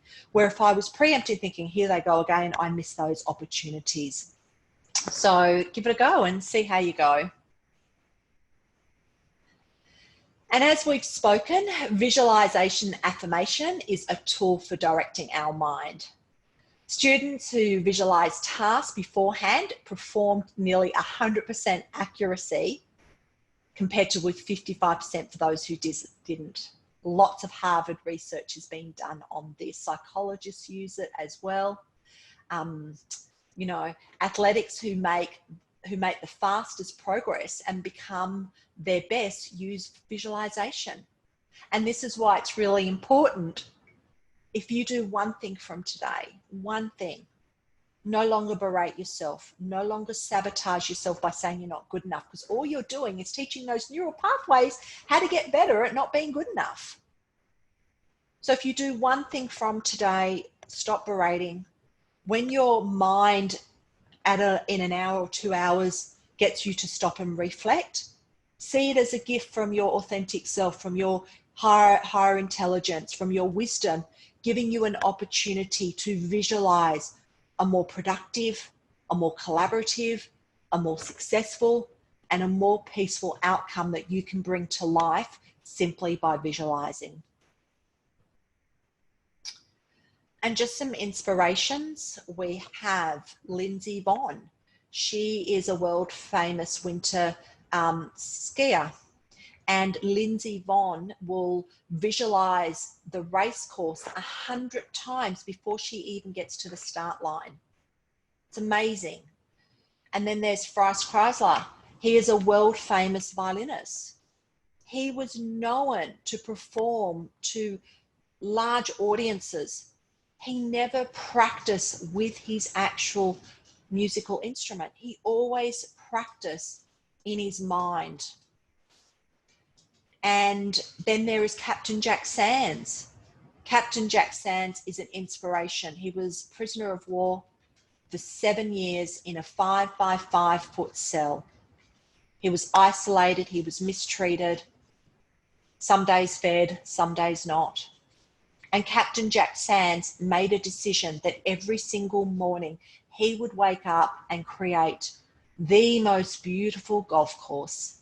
He'd create every grass strand, every tree, every branch, every leaf. He would play the perfect round of 18-hole golf every single day. And when he was released 7 years later, he was never initially a good golf player, but he used to do an 18-hole in 100. He was able to reduce it to 72 the first time he went back and played golf. Not only that, his mental health and well-being wasn't remotely even closely as impacted as all the other prisoners. And he committed to every single day to wake up and create that perfect round of golf course, and it saved his life. And it enriched his mental well-being. And then we've got Jim Carrey. Jim Carrey, before he became famous, would go to LA and sit in front of all the amazing homes, and he would visualize one day living in them and becoming a famous actor. And Jim Carrey in 1990 wrote himself a check that was for acting services rendered, and it was $5 million, the check. Oh, actually, it was $10 million. And he carried that check with him every day for 4 years. And in 1994, Jim Carrey got his first biggest acting gig in Dumb and Dumber, and it paid him an exact figure of $10 million. These are all, stories and events and inspirations that you can find online. But it was absolutely classic, and it's known that apparently Jim Carrey, had that check on him all those years. And he actually, when his father passed away, he actually had it put in his coffin. So it's just amazing how visualization can actually really empower. And I know for myself that if I go to a movie, because I don't watch TV much, and if I see something that's violent, my poor brain thinks I'm actually in the movie. And how often do we see parents on a football, like watching kids on a football field, or, they're out watching a live game and people, go to move to miss the ball hitting them. But, I love it when I see parents and they're becoming very irate. Their kids are playing on the football field. They're getting upset, they're getting irritated. The brain can't actually tell the difference between being a spectator and literally being on that football field. So if I watch a movie that really causes an adrenaline rush, my poor brain thinks I'm actually in the movie scene. So I know for myself, because I don't watch much TV, I need to be really mindful of what I watch. So find something and give it a go with visualization. Now we have an activity for you. So something that is really interesting is people talk about confidence and what is confidence. And I think confidence can be a little bit of a myth. What I've learned is we need to become familiar, to become comfortable, to be able to become confident. And there are different tools that we can use to even fake it to make it. So Amy Cuddy has a brilliant TED Talk called the 2-Minute Power Pose, Your Body Shapes Who You Are. Highly recommend if you are somebody who struggles to deal with confrontations, conversations, public speaking, anything at all. Amy Cuddy does this power pose, and it only goes for 2 minutes. I usually put the timer on, and you just put your arms up like this for 2 minutes. What it does is it has a way of increasing your testosterone by up to 20%, and it decreases your cortisol by 25%. Now, the good thing with decreasing the cortisol by 25% is it gets our brain to stop scanning negative over positive, and it starts scanning positive over negative. Now, testosterone is an amazing chemical release, because powerful leaders and people who are very influential have high levels of testosterone. So even by doing a 2-minute power pose, I know people who do this before an interview. And then, during the interview, It goes really well. Usually when they get contacted, I had one client, she got contacted after an interview and they said to her, as soon as we saw you, we knew there was something different about you. They didn't know that she had been in their bathroom beforehand doing a 2-minute power pose. Not only did she get that position, she was also given a promotional offer within that position that increased the salary they were offering her. That 2-minute power pose can be done anywhere. I did a workshop at the women's prison in 2018, November, and I sat in the car for 2 minutes beforehand doing this power pose. By the time I went onto the prison grounds, I was centered, I was in peace. I delivered 4 workshops that day and every single woman was zen. I unfortunately lost about 10% out of 4 of the workshops within the first few minutes because it was for White Ribbon Day. Spoke about domestic violence, which I highly initially suggested against, but we needed to as part of an education. And even the women that walked out peacefully. The security guards and the senior assessors, nobody could believe it. When it comes to familiarity and being comfortable, unless you become familiar with something, you're not going to become comfortable or confident. And sometimes we'll hesitate to what we do. As an example, I went away with a group of women for a hen's night, and there was a coffee machine there that none of us had ever seen, and everybody was hesitant to use it. And in the morning when I woke up, I really wanted a coffee. So I just started using the coffee machine, and people said, oh, you know how to use the coffee machine? And I said, no. And they said, oh, but you look really confident. And I said, no. I said, I'm aware that I need to become familiar with using it. Once I'm familiar, I become comfortable. And then once I'm comfortable, I become confident. None of us are going to get confident at doing anything until we become familiar. If you go to learn an instrument or do a new sport, you need to become familiar with it to become comfortable, to become confident. No one is just confident without creating those new neural pathways to start building the patterns in our neural pathway, to start building our skill set. So just be mindful when you're feeling uncomfortable. Just say to yourself, parent yourself, okay, I've got to become familiar with this. Once I'm familiar, I'll become comfortable, and then I'll have confidence in what I'm doing. So I'd like you all to just recall a situation where you have betrayed yourself and the outcome was unfavorable with how it made you feel, how somebody else reacted. You know, it could have been that you went to a party and you said, I can't believe I said that, how embarrassing. And so every other person that you spoke to for the next hour, all that was on your mind is how embarrassing what it is that you said and how you were going to be judged. Can be absolutely anything, but if I can just get you to close your eyes for a minute, visualize being true to yourself and an alternative outcome of what you could have done. Could you have said, this too will pass? What is my growth? What is my opportunity? What's my learning? Just find something that resonates for you, and I'll just give you a moment just to close your eyes and visualize being true to yourself and an alternative outcome.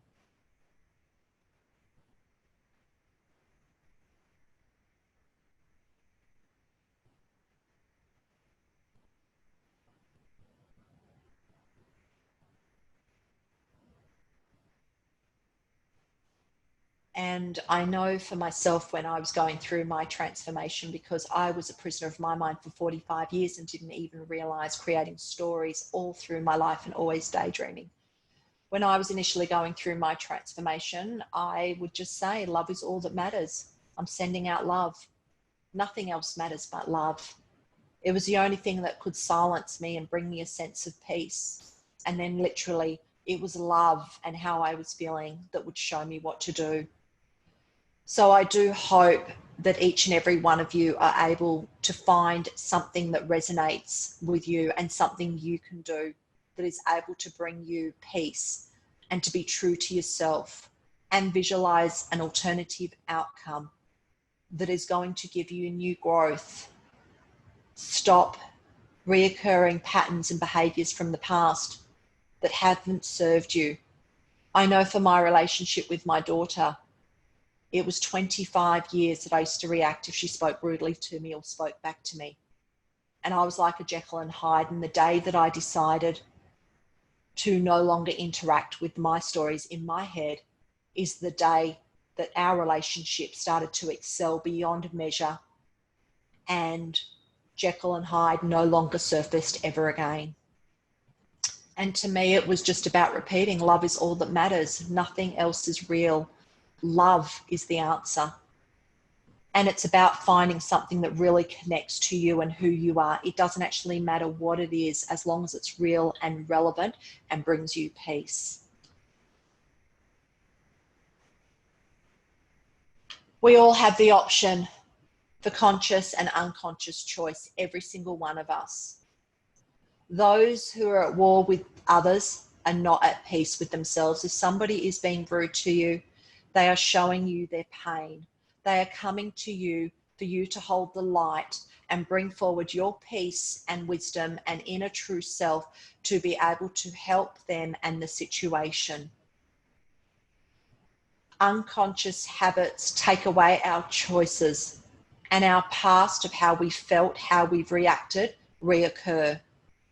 Where self-knowledge creates conscious choice and conscious actions and a new future that brings peace and tranquility and happiness and joy. To me, every single human being was here to experience joy and love. Our angst, our frustrations are just letting us know that we're not on the right path. If you are driving and you focus on the road, you stay on the road. If you are driving and you focus on the tree, you are likely going to hit the tree. What is it that you're choosing to focus on and empower you and own with your choices? Become aware when you're being unconscious versus unconscious and learn to parent yourself. Just find the one thing that works for you. Start off. William James said, little by little, we build our power. And with this, it's just starting little by little. And always know the magic happens outside of our comfort zone. When we don't want to go to a party, when we don't want to have a conversation with someone, when we don't want to try a new activity or a sport, the moment we force ourselves, we're out of our comfort zone, and surprise, surprise, we generally always are grateful for the experience. I would like to thank everybody for being attentive with me during today's presentation. I hope you have enjoyed it. I'm going to hand it over now to Tracy, and we can do some questions and answers if anybody has any that they would like to share with us. Thank you, Alice. That was awesome, your presentation. I know I'm going to try that power pose later and then hopefully get a pay rise.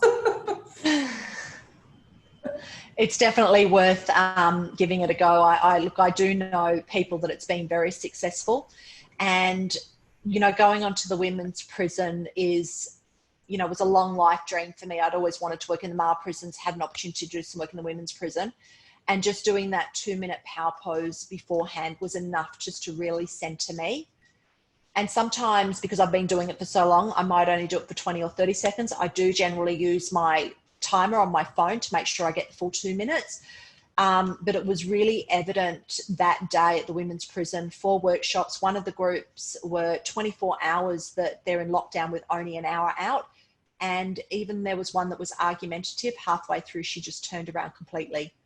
There is an amazing aspect to it because it increases our testosterone, which puts us in that real calm presence as well. So definitely one that anyone can give a go at any time. Great. Jody, she asks, how long does it take to become comfortable? It has been my experience that it can take 12 weeks on average to become comfortable in a new workplace, for example. Yeah, and that's a good question, Jody. So for myself, I always tap in, what resistance am I feeling? The moment I experience a resistance, I say to myself, okay, resistance is letting me know safe passage ahead and that I'm going to be okay. The more we can come to terms and change the meaning and the stories that we put behind things. So for me, I know that I'm not going to go to the one book of my life. The answers aren't in there. How do I stop going into that book and choosing a brand new canvas? Because the clearer my canvas is, the more I'm not trying to figure out what to do. We can always paint more on a blank canvas than if we start off with a canvas that's already covered with a complete picture. So the key is to become familiar knowing that in any new environment or with any new task, there is a process to build your knowledge. It's building those building blocks. And if you do feel any uncertainty, just be assured and just say to yourself, okay, this resistance is actually letting me know safe passage is ahead. And by changing that story, you actually start creating healthier neural pathways that start to expand the intelligence and the wisdom. And I know that on my workshop next week, we touch on how the neurons work and what happens with the brain when it's flooded with negative thoughts, and how that actually suffocates our intelligence and our wisdom, versus when we can center ourselves and be at peace and be present and realistic with the situation. All of a sudden we start to see things with higher capability and higher intelligence as well. So Jodie, I hope that's answered your question. That's great. Christy, so she says, hi Alice, you say that resistance gives you a safe passage to approach, but often things can appear as a challenge, but when continually persisting, even telling oneself to keep going due to it being unknown, etc., it more often than not turns out to be a bad choice. Like, is it really that hard? We need to know it's not meant to be. How can we isolate what the true gut feelings are? Yeah. When we trust exactly what the intuition is telling us. Yeah. And that was a very good question as well. Can I just get the name of who asked that question? Sorry, yep, that was Christy. Hey, Christy. So very, very, very valid. And everything that I share, I put into practice, and I've worked with clients and quite a number of people who put this into practice. I made a decision quite some time ago that anytime I felt any resistance, I was just going to say yes. So if an opportunity presented and I wasn't sure and it didn't feel good, I was just going to say yes. Then what I found, if it wasn't supposed to go ahead, it would just dissolve on its own. But by saying yes, I was letting go of any attachment, because sometimes our attachment to a situation, how we feel about it, can become what we focus on. And unfortunately, our perception is driven on what we focus on. So as an example, a lot of people, if they go watch a movie and they've read the book beforehand, when they go to the movie, they're always waiting to tick the boxes with what's with the book and did they enjoy it based on how close of a match it was. Where somebody who has never read the book but goes sees the movie, they see it with a complete different set of eyes. So this is really about how do we let go of the attachment. And it's really, the storytelling is what influences our emotions and how we feel. So by even just, saying to yourself, I'm feeling some resistance, that's letting me know there's safe passage. It's just about parking those emotions to the resistance on the side so you can have that blank canvas. And so you can receive everything that is being presented rather than being shielded or blinded by how you might be emotionally feeling, or your worry or your anxiety or fear, or what you're even preempting. Because when we're preempting something, we're not actually connecting to it. So Christy, does that help an answer? I'm sure it does. That was great. Thanks. Someone, anonymous attendee, have you ever combined your skills with emotional release technique, EMT, or tapping? I tried once to diffuse grief when a partner died and it was extraordinary. I have recently been introduced to tapping, and it's something that I had heard of and know how successful it's been used with mindfulness, especially in Queensland in the hospitals with the doctors and the nurses. And tapping to me is absolutely phenomenal. Tapping is another opportunity with mindfulness to bring us in the present moment. I was really fortunate recently where I was having some guilt of letting go of a particular membership that I hold, because my loyalty was to the membership group versus myself. And, I felt really uncomfortable. And so I was so fortunate to have somebody go through a minute experience with me of tapping that had a way of releasing my guilt instantly. And there were lots of affirmations and lots of words that I was repeating. And it only took a minute, but instantly transformed how I felt about the situation. And the moment I did it, I was able to start seeing the value and what it meant to me, and the fact I didn't need to have any guilt. And it was actually going to enrich who I am, my quality time. So I'm a big believer in using any type of modality at all that you can combine being present, mindfulness, tapping, anything that's going to center you, bring you to peace. Because when you're in peace, our wisdom and authentic self has a way of coming into presence. Great. Alicia says, hi Alice, this has been so insightful. Your story on the POW hit me between the eyes. To think he was in a cell but playing golf in his mind. Talk about change at a cellular level. Could you speak more to the power of visualization? Do you do it in silence, or say add classical music or other tools to deepen and expand the experience? Thank you. So there is study that shows that if you can do it in silence, but also music that really resonates with your heart can enrich it. Visualization is quite powerful because when we visualize, the brain can't tell the difference between physically doing versus visualization. So it's really, Alicia, about finding any tools that work for you. I like to journal and visualize as I'm journaling. The reason being is I know if I go to do a memory recall, my brain only holds up to 6 bits of information any time.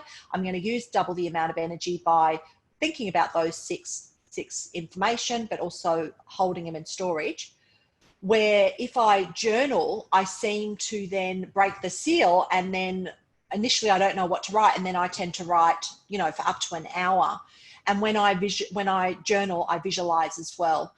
But I'll also, if I've had somebody that's pressed my buttons and I know I just need to get myself to somewhere silent, somewhere peaceful, I need to create a separation to protect how I'm feeling.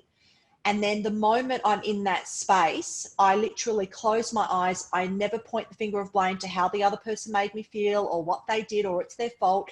And I just close my eyes and I reenact what I could have said or what I could have done.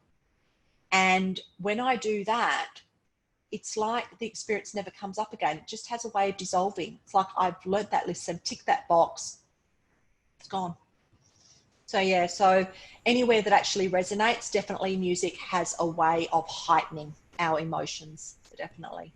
So thank you for that question. I hope that answers it for you. Jody was wondering if we could quickly review the slide on human responses if there's time. Yeah, we definitely can. Let me just bring up the screen share again.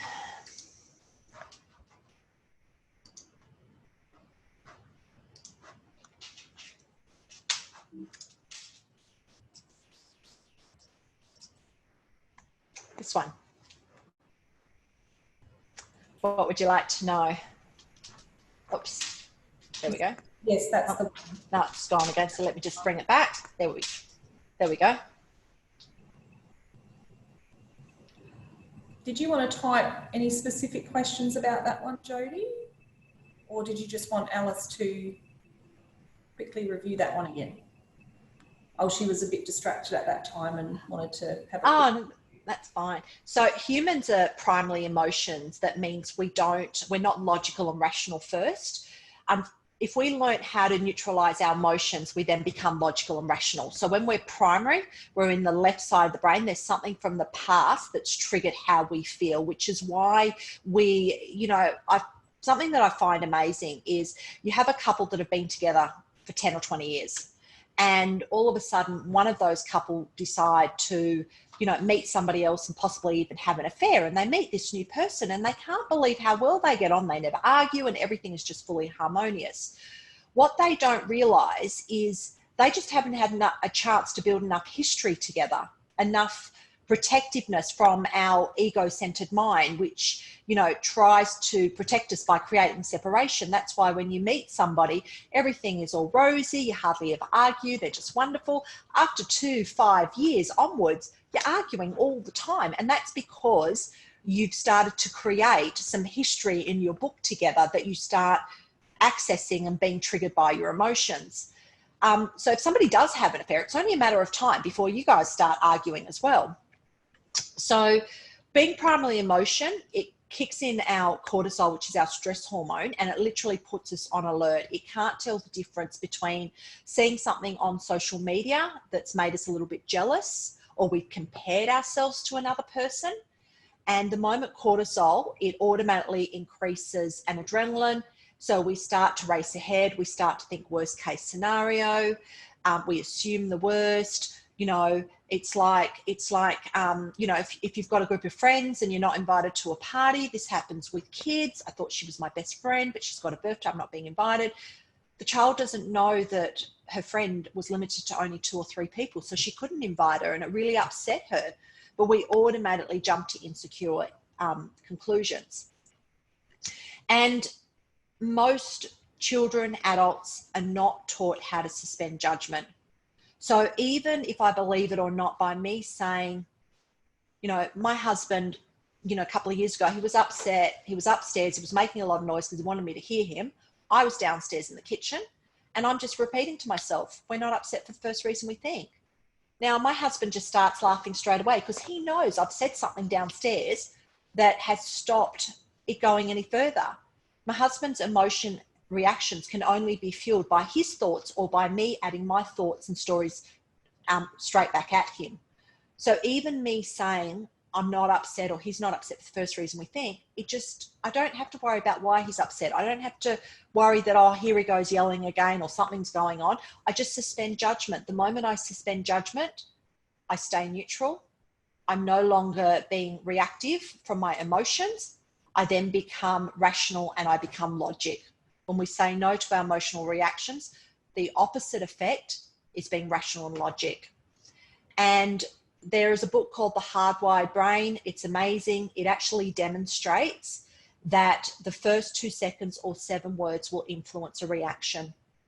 The first thing that we say, how we say it, will have somebody who is open and receptive to hear us or closed off. So when we're arguing, the reason that the person is switched off is because they're tired of all the arguing that's happened in the past. They've automatically gone straight to the past, and if they don't get out of it within 90 seconds, they're too down that rabbit hole.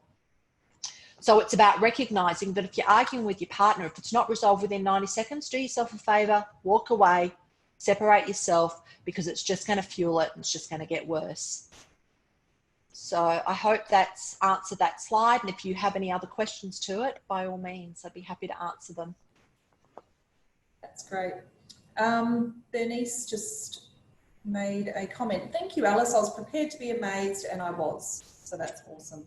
And I might just mention that Bernice is an amazing facilitator as well at WEA for her tapping. And I'm very honoured, Bernice, to have you on the call because of you and my experience with tapping. It's really enriched and really brought forward how we can use other tools and solutions with mindfulness practice, and how it can really fasten and, you know, really track the process moving forward at a lot quicker pace. So any tools with mindfulness, I highly suggest. So thank you, Bernice.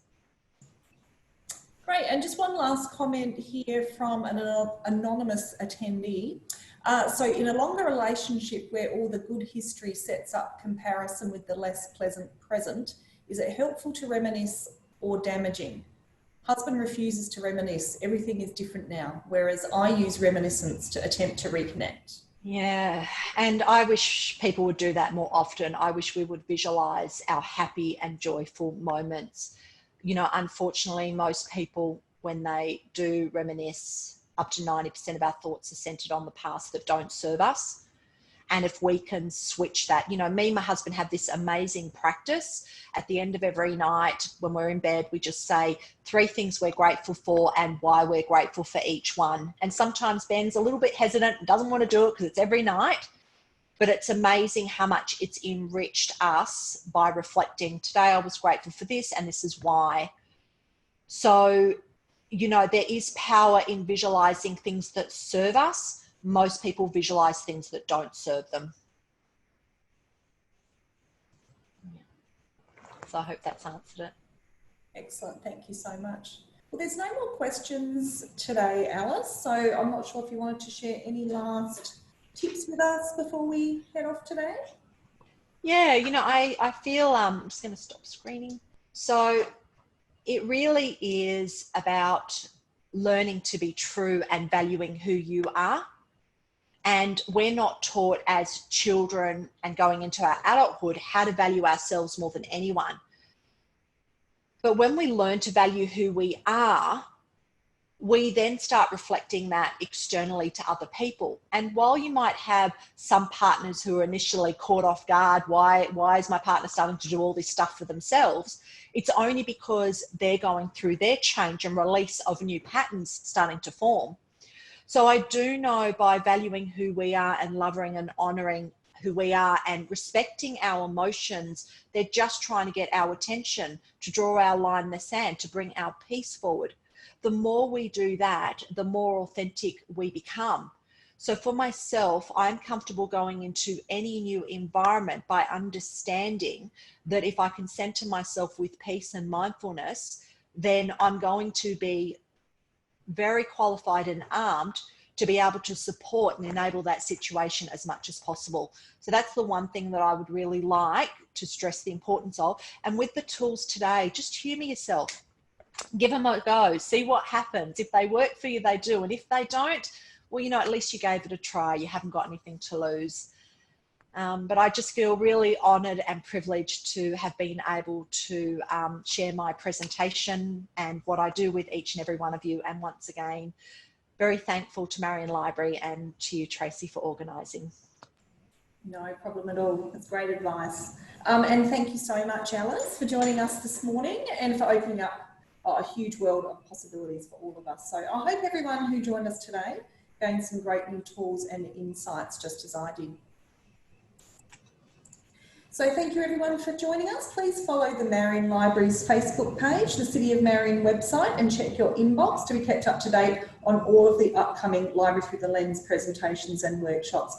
As Alice mentioned earlier, if you haven't already registered, she's joining us again next Thursday morning for another workshop about how we can neutralise stress and parent the self to wellness. So please hop on and book in for that one. You can just do that via Facebook or Eventbrite or the City of Marion website, as you have done to join us today. So I do hope you'll join us then, and have a great day, everyone. And thank you again to Alice. Thanks, everybody. Bye-bye. See ya.